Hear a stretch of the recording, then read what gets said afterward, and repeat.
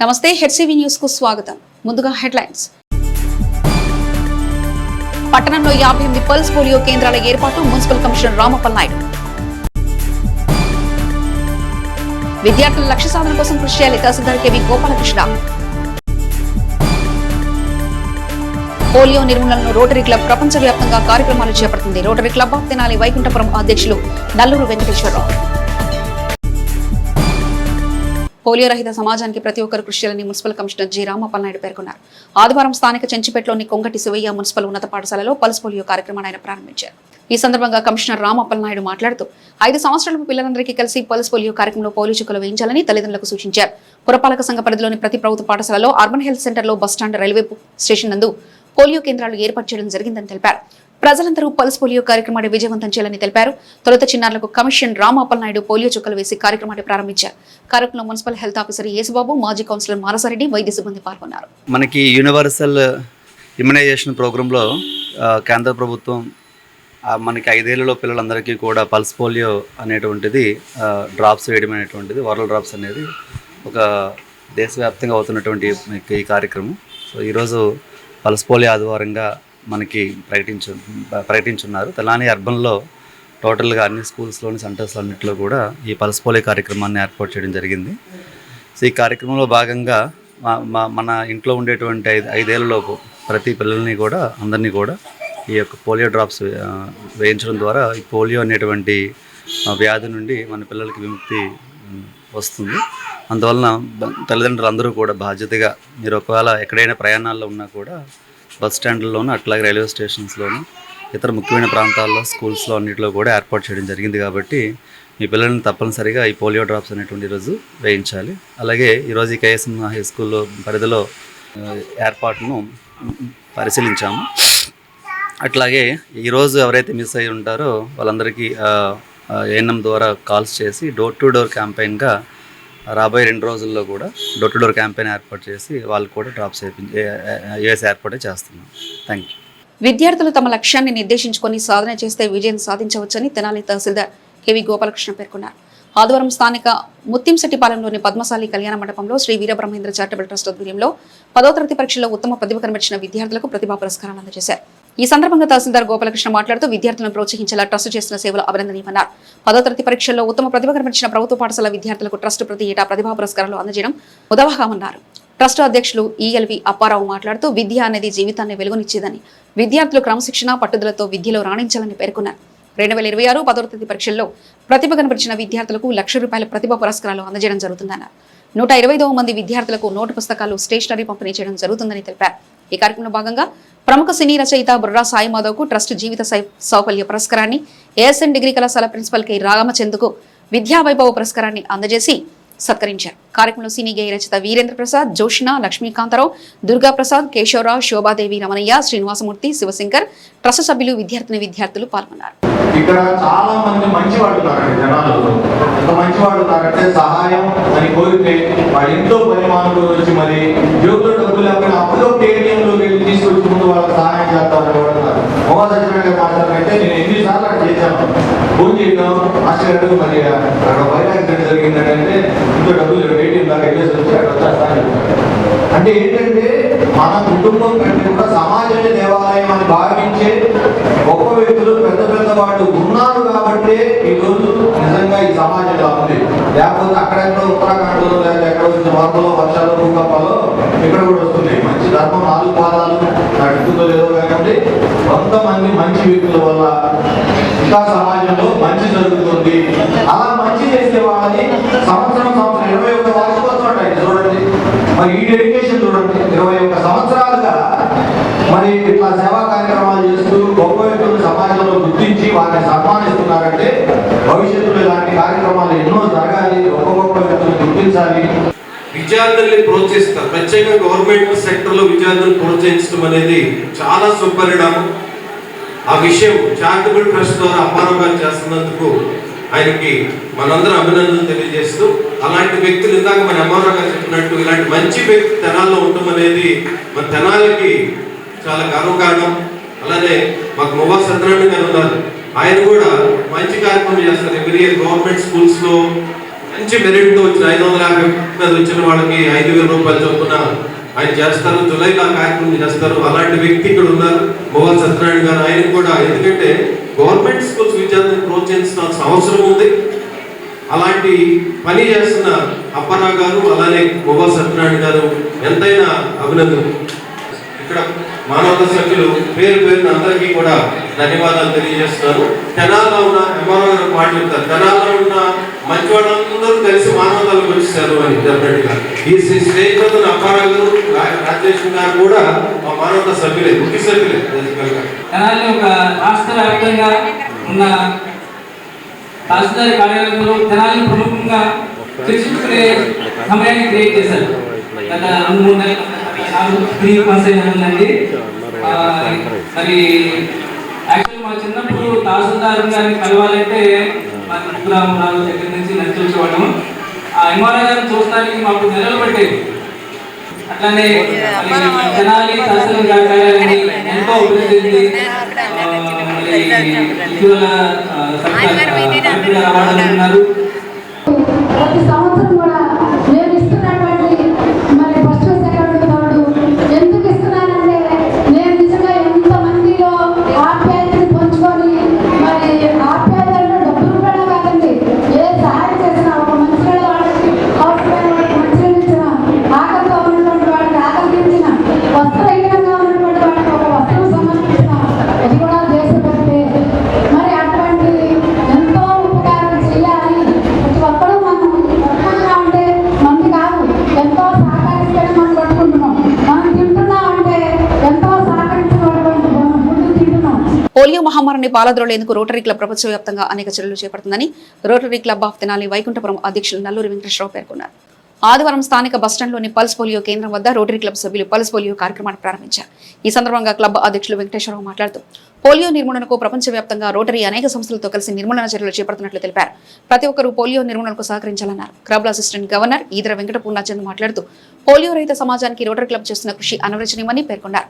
5 సంవత్సరాలపు పిల్లలందరికీ తల్లిదండ్రులు పోలియో చుక్కలు వేయించాలని సూచించారు.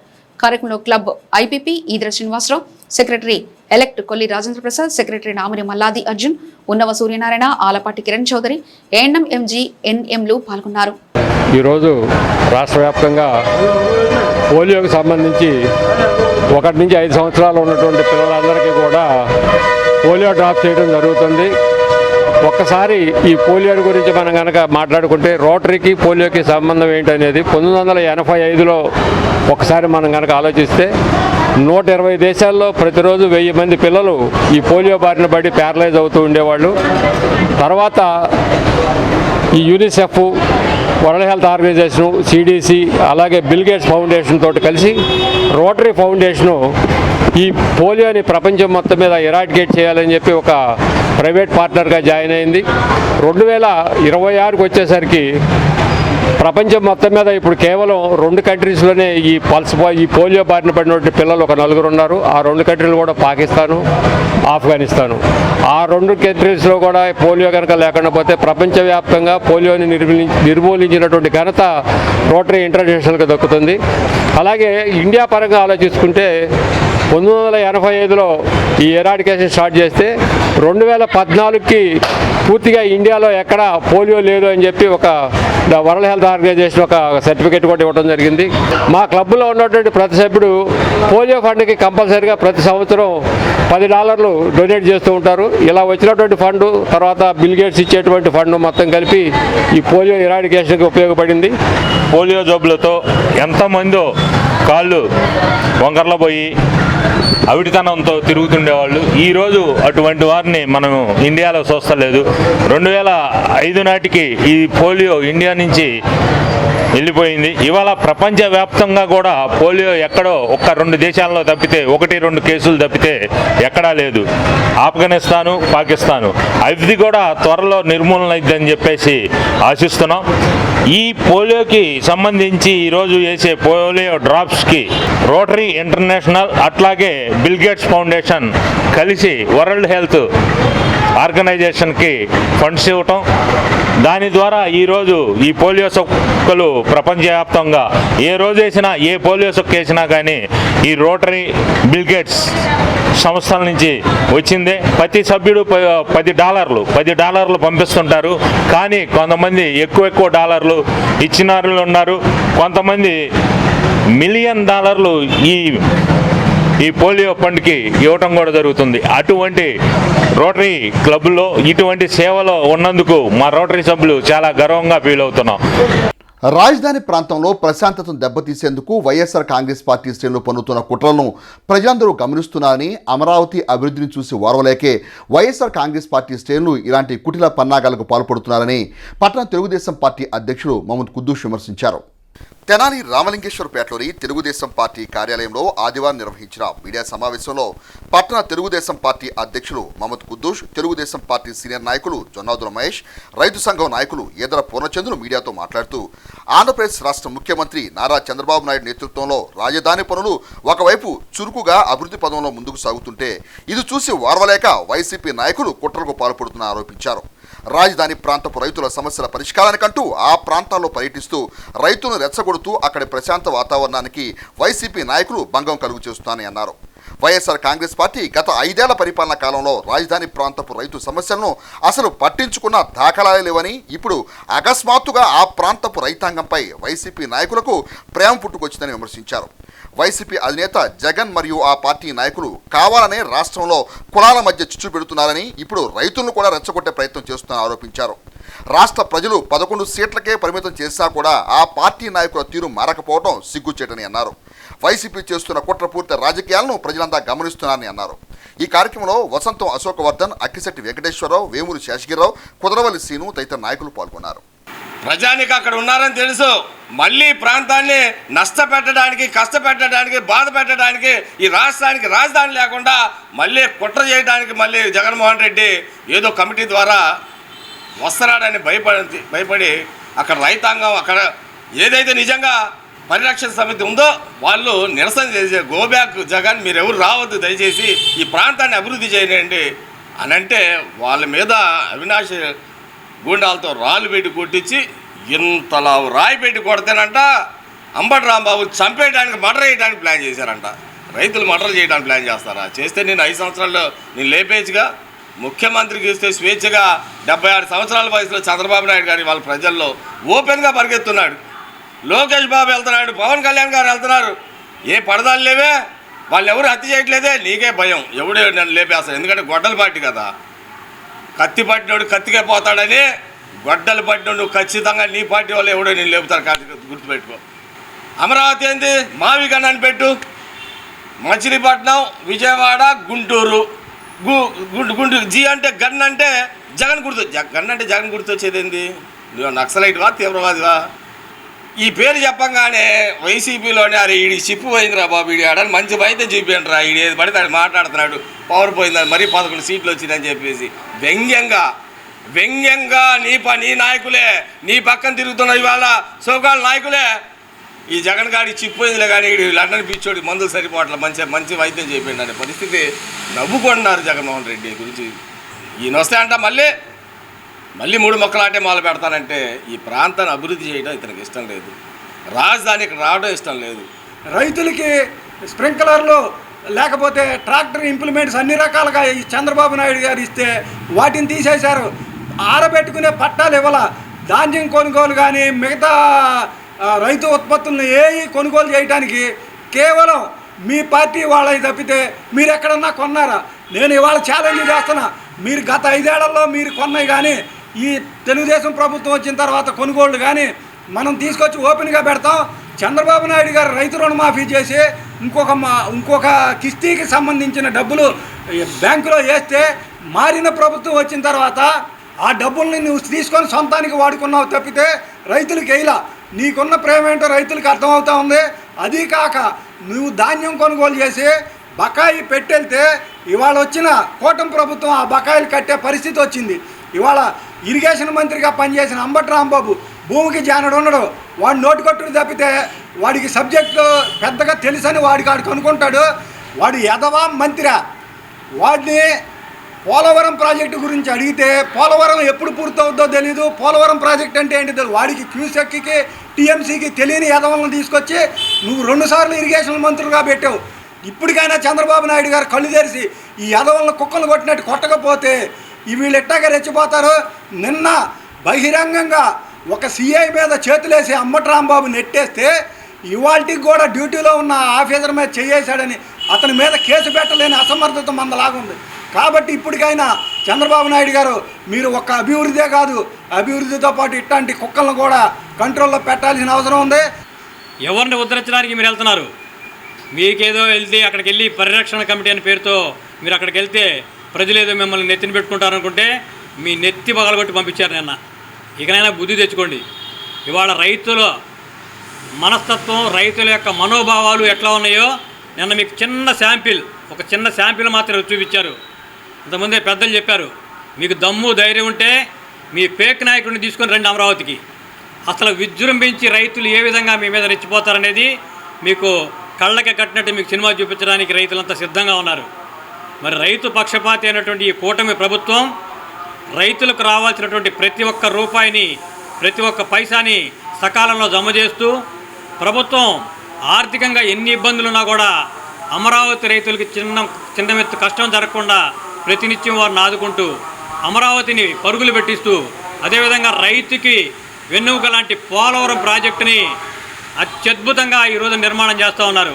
మరి 2027కే మరి గోదావరి పుష్కరాల టయానికే ఈ పోలవరం ప్రాజెక్టుని జాతికి అంకితం చేసి లక్షలాది ఎకరాలకి నీరివ్వబోతున్నటువంటి ఈ కూటమి ప్రభుత్వంపై మీరు బుధ జల్లాలనుకుంటే ఆకాశం మీద ఉమ్మేస్తే అది తిరిగి మీ మొహాన పడుద్ది.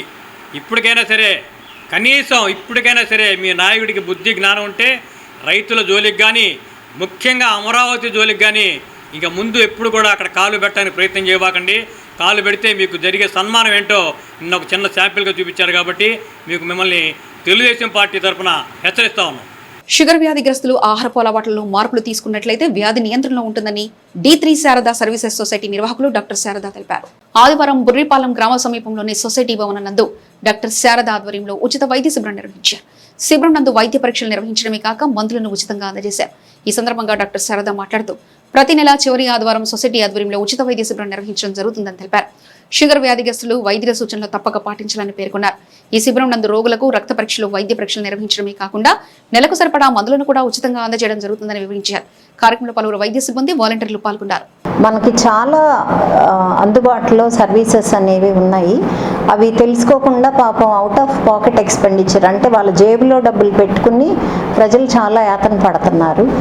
ప్రత్యేకించి గడ్డలు అంటే రొమ్ములో ఏదన్నా గడ్డలు వచ్చినా, అలాగే వీపు మీద కానీ షుగర్ పేషెంట్స్కి రకరకాల బాధలు వస్తున్నాయి.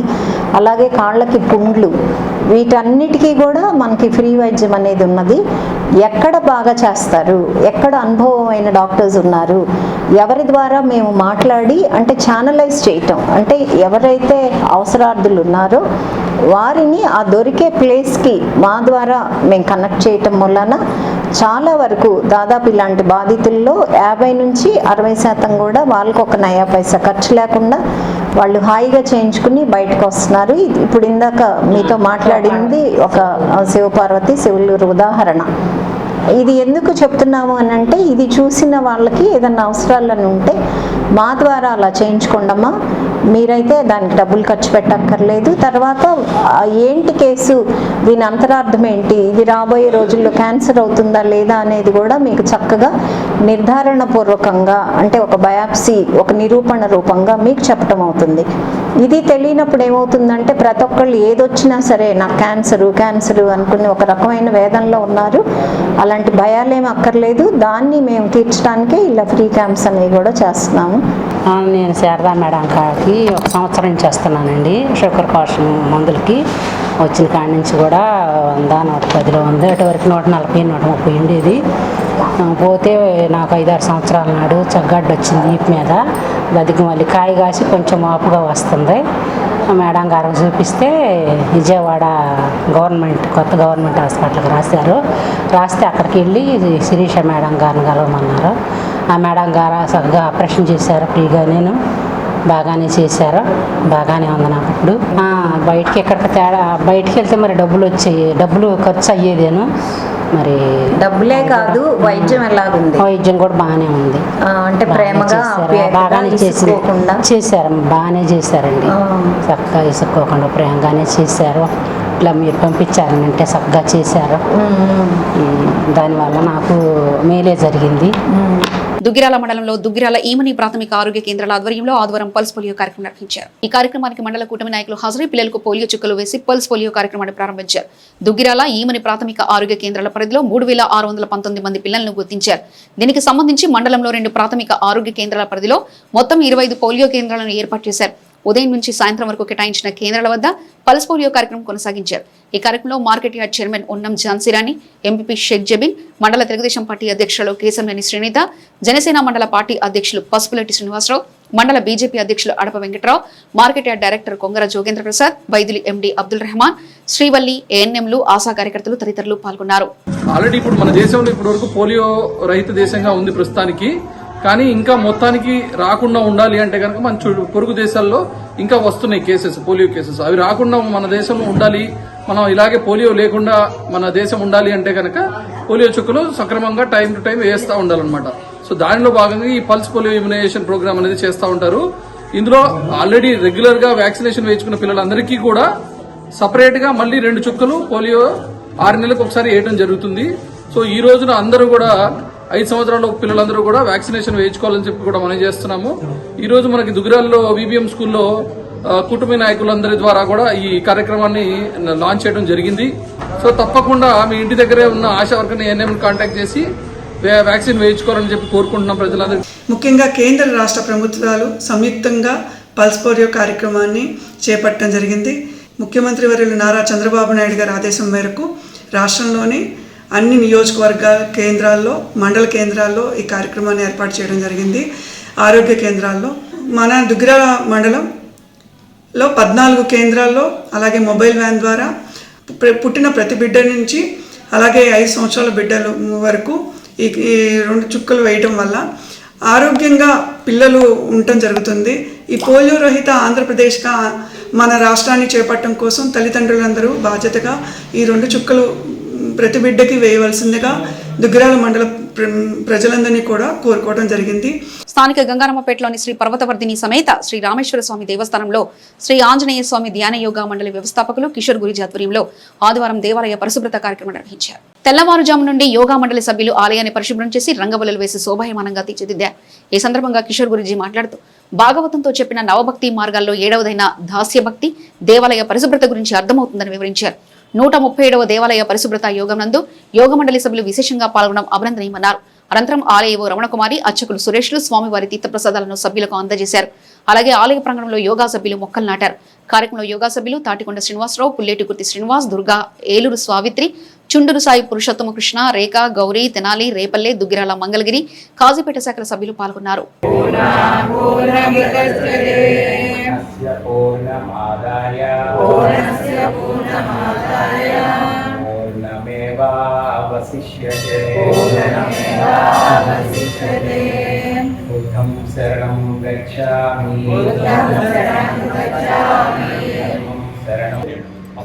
పదమూడు సంవత్సరాల క్రితం ప్రారంభమైంది. ప్రతి నెల మనమంతా కలిసి ఒక గురించి చేయడము. ఇది ఎంతకాలం కొనసాగుతుంది తెలుసా? మీరందరూ కూడా ప్రాణం ఉన్నంత కాలం మీకు పుణ్యం వస్తున్నాం. ఎందుకంటే మీ సంస్థగా రథం లాగేటప్పుడు మన ఇంటి ముందు వరకు లాగుతాం కదా, చివరి దాకా లాగే పోసుకుంటాం మనకి ఉండదు. కానీ పుణ్యం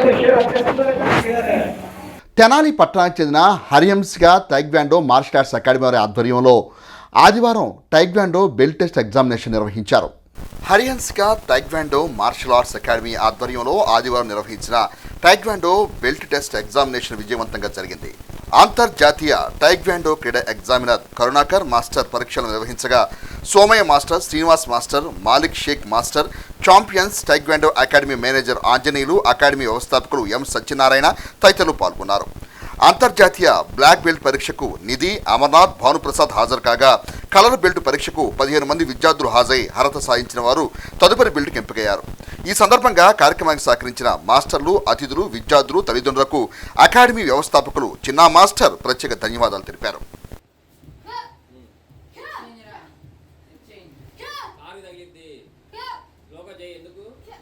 బులెటిన్ ముగించే ముందు హెడ్లైన్స్ మరోసారి చూద్దాం. పట్టణంలో 58 పల్స్ పోలియో కేంద్రాల ఏర్పాటు మున్సిపల్ కమిషనర్ రామప్పల్ నాయుడు. విద్యార్థుల లక్ష్య సాధన కోసం కృషి చేయాలి తహసీల్దార్ కేవి గోపాలకృష్ణ. పోలియో నిర్మూలనను రోటరీ క్లబ్ ప్రపంచవ్యాప్తంగా కార్యక్రమాలు చేపడుతుంది. Rotary club of Tenali Vaikunthapuram అధ్యక్షులు నల్లూరు వెంకటేశ్వరరావు. ఇవి ఇప్పటివరకున్న అప్డేట్స్. మరో బులెటిన్లో మళ్ళీ కలుసుకుందాం. అంతవరకు సెలవు. నమస్కారం.